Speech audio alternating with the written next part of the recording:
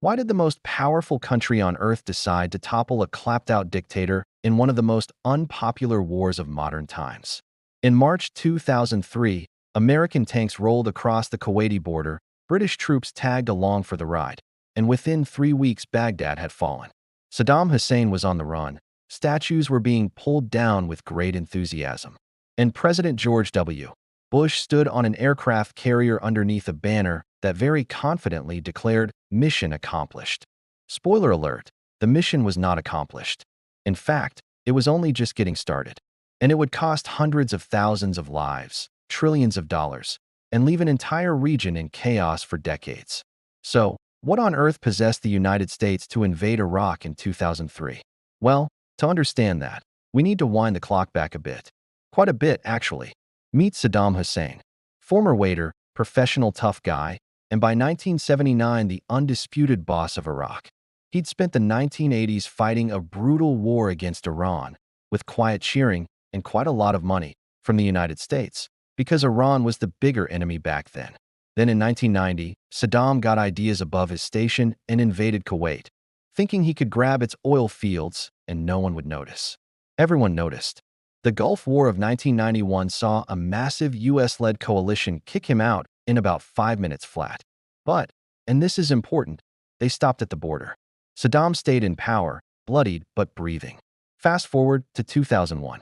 2 planes fly into the Twin Towers, the Pentagon is hit, and America is suddenly very, very angry. The man in the White House is now George W. Bush, a man who had spent most of the 1990s not really thinking about foreign policy. Suddenly, he's told the world has changed forever. Within hours, literally hours, senior members of the Bush administration are talking about Iraq.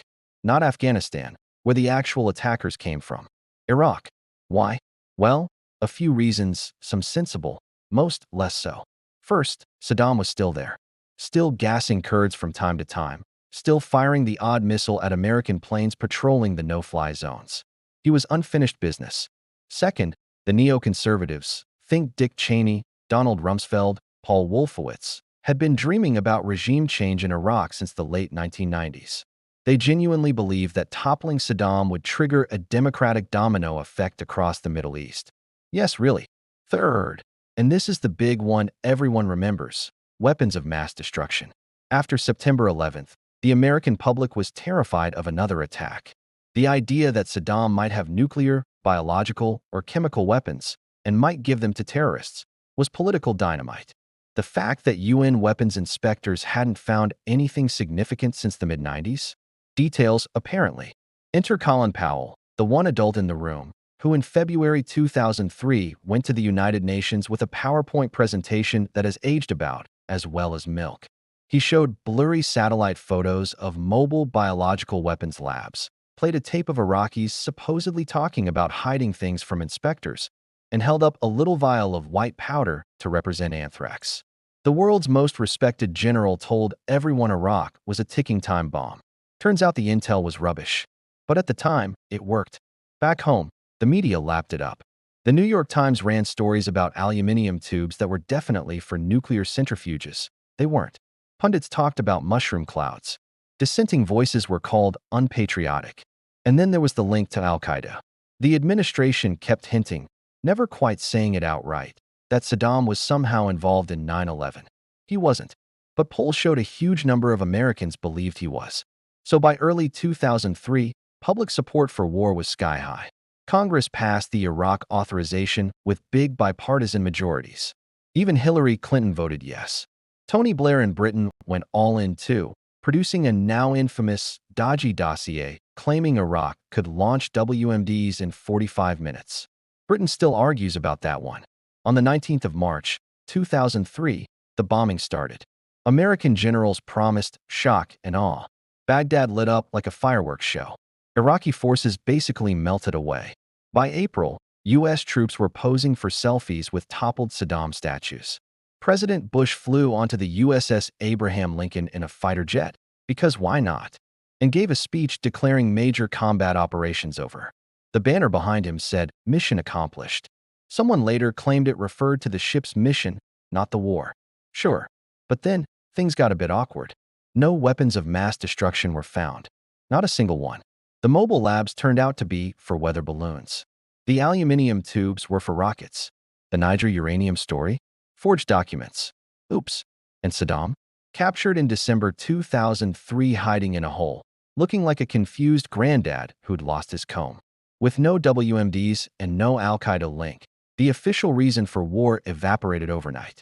So the goalposts moved. Suddenly, it was all about bringing freedom and democracy to the Iraqi people. Lovely idea. Slight problem. Nobody had planned for what came next. Paul Bremer, the American viceroy in Baghdad, decided to disband the entire Iraqi army and ban anyone from the Ba'ath party from government jobs. That instantly created hundreds of thousands of angry, unemployed men with guns and military training. 5 seconds later, an insurgency kicked off. Sunni groups, Shia militias, Al-Qaeda in Iraq, who hadn't existed before the invasion. Everyone started fighting everyone else. Car bombs became daily events. American soldiers who thought they were liberators found themselves in a guerrilla war they didn't understand. By 2006, Iraq was in full-blown sectarian civil war. The country that was meant to be a shining beacon of democracy had become a bloodbath. The political fallout was brutal. Bush's approval ratings collapsed. Tony Blair left office under a cloud. The reputation of American intelligence and Western journalism took years to recover. So was it all worth it? Saddam is gone. That's something. Iraq eventually staggered towards a shaky sort of democracy. But the cost was astronomical. Over 4,000 American troops dead, tens of thousands wounded. Estimates of Iraqi civilian deaths ranging from 200,000 to over 1 million, depending on who's counting, and roughly $2 trillion spent. And the Middle East? Not exactly a wave of democracy. The power vacuum helped create ISIS a decade later. Iran, Saddam's old enemy, became the big winner in the region. In the end, the 2003 invasion happened because a perfect storm of fear after September 11th, terrible intelligence, ideological dreams, and political momentum overwhelmed every voice saying, "Hang on a minute." It remains one of the most controversial decisions in modern American history. And whenever anyone in Washington starts talking about regime change these days, someone usually mutters, "Remember Iraq." And that, ladies and gentlemen, is why the United States invaded Iraq in 2003. I hope you enjoyed this episode.